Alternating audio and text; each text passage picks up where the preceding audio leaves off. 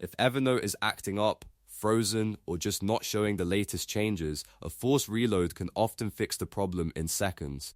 In this video, I'll show you exactly how to perform a forced reload in Evernote using two simple methods so you can refresh the app without reinstalling anything.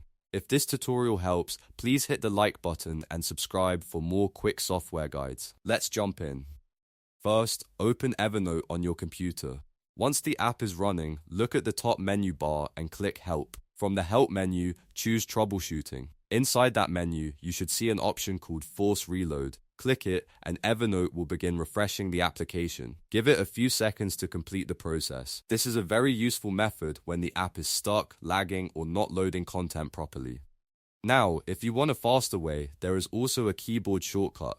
Open Evernote, then press Ctrl Shift and R at the same time on your keyboard.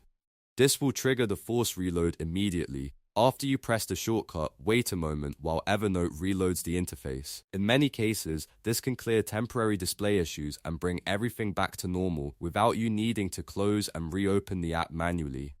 A forced reload is especially helpful if Evernote seems unresponsive, shows outdated notes, or has small interface glitches. It refreshes the application without uninstalling or resetting your account. So it's a simple first step before trying more advanced troubleshooting. If one method doesn't seem to work right away, try the other one and make sure Evernote has a moment to finish reloading fully. And that's how to perform a force reload in Evernote. It's quick, easy, and can save you a lot of frustration when the app isn't behaving the way it should. If this video helped you out, please give it a like, subscribe to the channel, and turn on notifications so you don't miss the next tutorial. Thanks for watching, and I'll see you in the next one.